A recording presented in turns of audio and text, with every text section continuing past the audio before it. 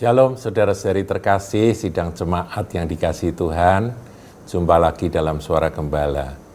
Saudaraku, kali ini kita akan merenungkan sikap dari Bunda Maria. Ada beberapa hal yang tertulis di dalam Alkitab tentang bagaimana Bunda Maria itu merespon sesuatu yang rohani, yang dia tidak pahami, bagaimana dia bereaksi terhadap hal-hal tersebut. Saudara, kita lihat satu peristiwa yang tertulis di dalam Injil Lukas pasal yang kedua, ayatnya ya ini perikop tentang Tuhan Yesus pada usia 12 tahun. Dia diajak oleh orang tuanya ke Yerusalem untuk merayakan Paskah, saudara. Jadi tiap-tiap tahun kan mereka tinggal di Nazaret dan tiap-tiap tahun mereka pergi ke Yerusalem untuk merayakan Paskah.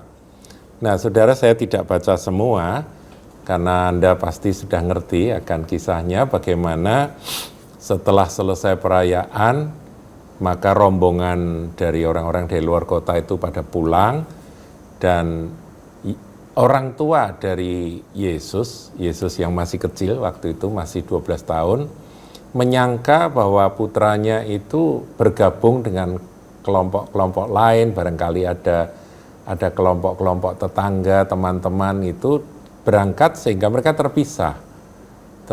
Nah, kita lihat saja mulai ayat yang ke-44, saudara. Karena mereka menyangka bahwa ia ada di antara orang-orang seperjalanan mereka. Berjalanlah mereka sehari perjalanan jauhnya, lalu mencari dia di antara kaum keluarga dan kenalan mereka. Jadi orang tuanya sudah sadar, ini kok anakku ini kok hilang gitu ya. Nah, kemudian mereka mulai mencari dan mencarinya itu tidak singkat, saudara. Dikatakan berjalan sampai 1 hari perjalanan mencari akan anaknya yang terpisah. Dan tidak ketemu, saudara. Ayat 45, karena mereka tidak menemukan dia, kembalilah mereka ke Yerusalem sambil terus mencari dia. Jadi itu sudah tengah perjalanan, cari-cari, tidak ketemu, akhirnya Yusuf dan Maria balik lagi, saudara. Balik ke Yerusalem untuk mencari putranya. Nah, sesudah 3 hari mereka menemukan dia dalam bait Allah. Ia sedang duduk di tengah-tengah alim ulama sambil mendengarkan mereka dan mengajukan pertanyaan-pertanyaan kepada mereka. Jadi Yesus yang masih 12 tahun itu sedang bertanya jawab dengan para alim ulama di bait Allah, saudara. Ayat 47 dicatat, dan semua orang yang mendengar dia sangat heran akan kecerdasannya dan segala jawab yang diberikannya. Jadi semua terkagum-kagum. Nah, ayat 48 ini adalah reaksi yang normal dari orang tua yang mencari anaknya sekian lama sampai di tengah jalan mereka harus kembali ke Yerusalem dan ternyata putranya masih ada di bait Allah, saudara, belum berangkat gitu ya. Ditemukan. Nah, inilah kata-kata dari orang tua Yesus.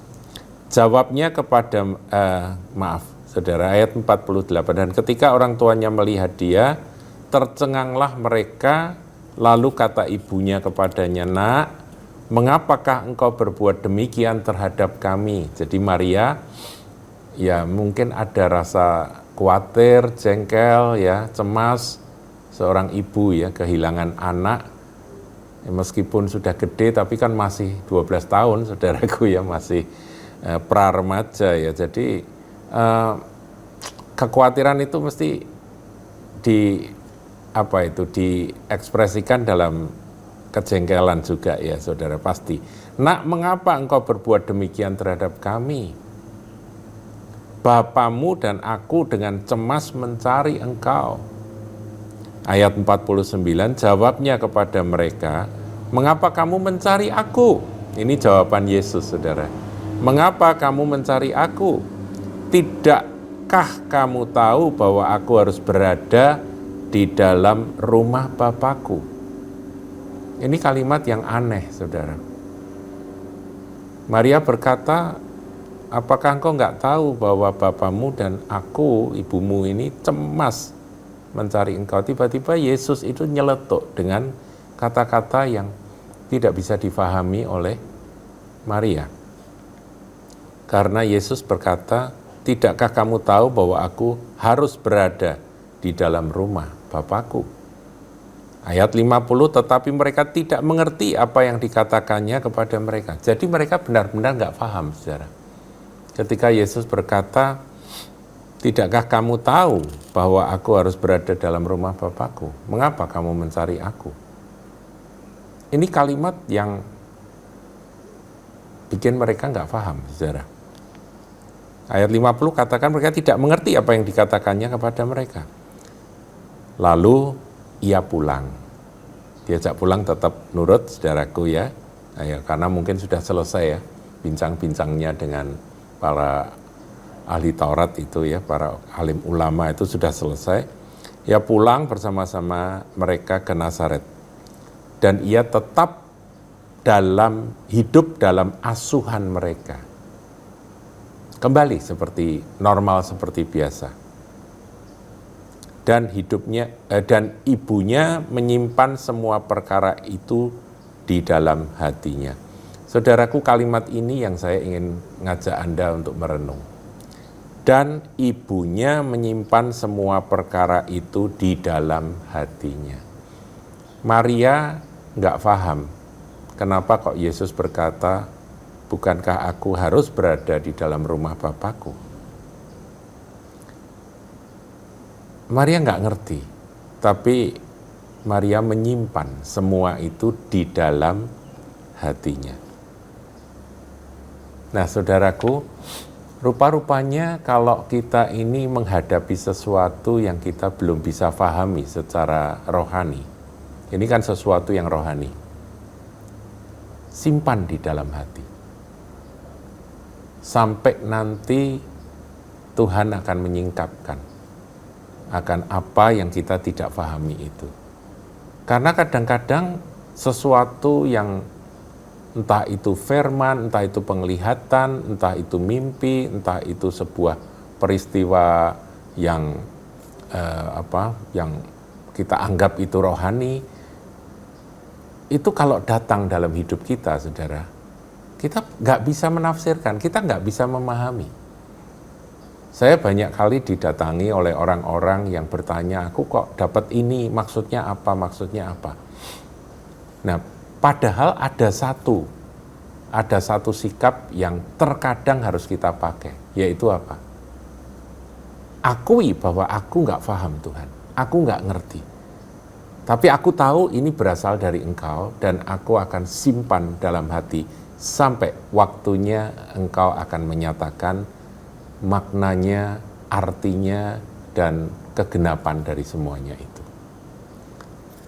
Sebelum ayat yang tadi kita baca ya, ayat 51, kita juga temukan hal yang sama ketika Yesus itu lahir. Jadi 12 tahun sebelumnya, ketika Yesus lahir, Maria dan Yusuf yang ada di kandang ternak itu, saudaraku, di mana bayi Yesus itu dibungkus dengan kain lampen dan kemudian diletakkan di atas palungan, di dalam palungan, itu juga sama, saudara. Tiba-tiba datang banyak gembala-gembala di padang Efrata itu. Mereka datang karena mereka diberitahu oleh malaikat yang mengunjungi mereka. Ya, malaikat menyanyi, memuji Tuhan, jumlah besar itu. Malaikat-malaikat dari sorga, tentara sorga yang memuji Tuhan, kemuliaan bagi Allah di tempat yang maha tinggi, dan kemudian malaikat itu memberitahu supaya gembala-gembala itu datang ke kandang domba itu, karena di sanalah Yesus Juru Selamat dunia itu lahir di kota Daud.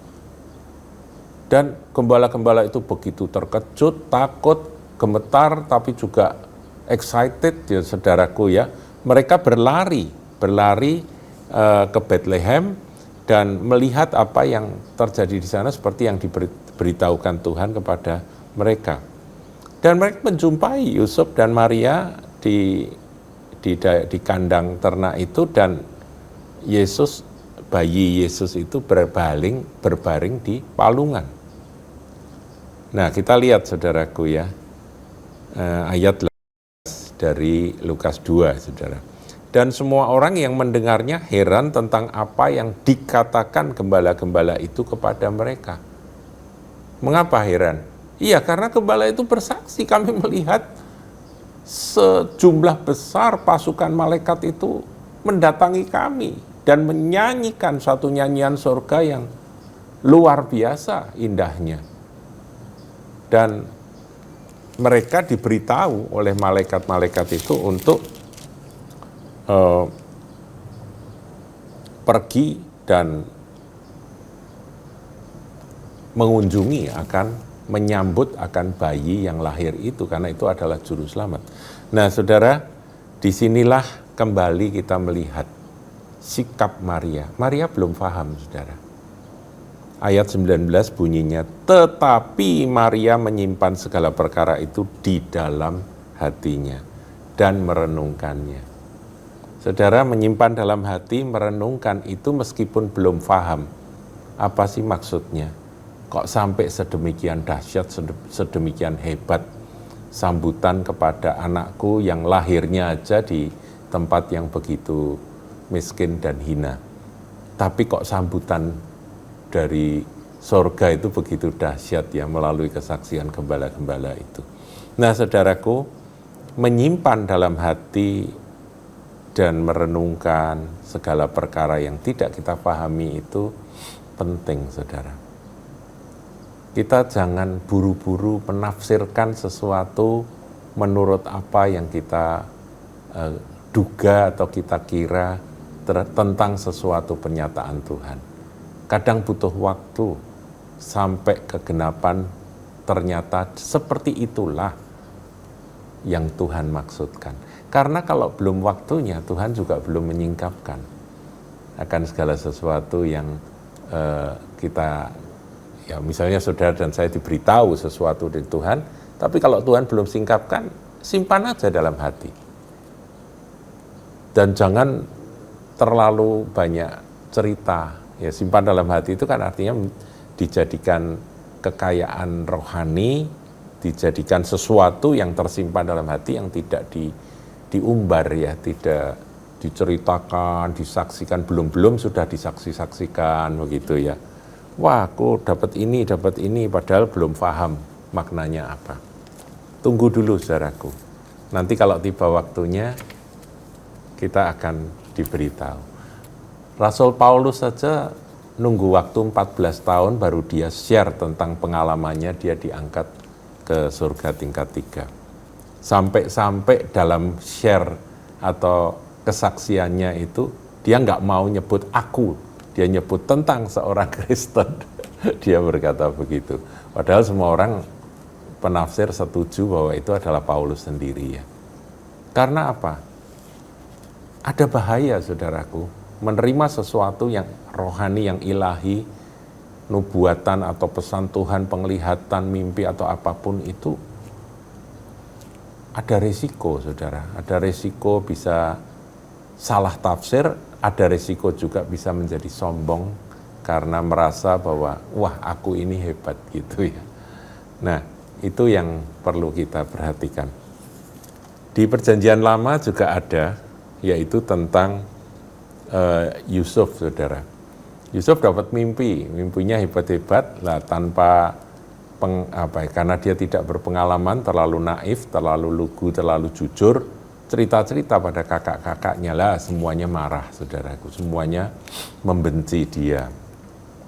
Dia juga cerita pada ayahnya. Nah, sikap dari ayahnya itu sama seperti Maria. Saya bacakan, saudaraku, dalam Kejadian 37 ayat yang ke-10. Setelah hal itu diceritakannya kepada ayah dan saudara-saudaranya, maka ia ditegur oleh ayahnya. Mimpi apa mimpimu itu? Masakan aku dan ibumu serta saudara-saudaramu sujud menyembah kepadamu sampai ke tanah? Maka iri hatilah saudara-saudaranya kepadanya, tetapi ayahnya, yaitu si Yakub, menyimpan hal itu dalam hatinya. Yakub ngerti, ini ada sesuatu nih dengan anakku yang masih muda ini. Dia, kalau aku lihat karakternya, bukan orang yang suka menyombong-nyombongkan diri, bukan orang yang suka meninggi-ninggikan diri. Tapi dia dapat sesuatu dari Tuhan dan dia cerita apa adanya. Maka disimpan-nyalah oleh Yakub akan mimpi Yusuf itu di dalam hatinya. Dan itu nanti kegenapannya ada di belakang, saudara. Setelah sekian lama, ya sampai belasan tahun, ya dia akhirnya ketemu lagi dengan putranya yang dia kasihi itu setelah Yusuf menjadi mangku bumi di Mesir. Nah, saudara, kita perlu sekali belajar dari Yakub dan juga dari Maria. Menyimpan sesuatu yang kita belum pahami. Jangan buru-buru cerita sana cerita sini. Kalau nggak paham, akui Tuhan aku nggak paham, aku nggak ngerti. Tetapi aku tahu, nanti pasti suatu saat engkau akan memberitahu kebenarannya. Demikian saudaraku, berkat Tuhan kali ini. Tuhan Yesus memberkati.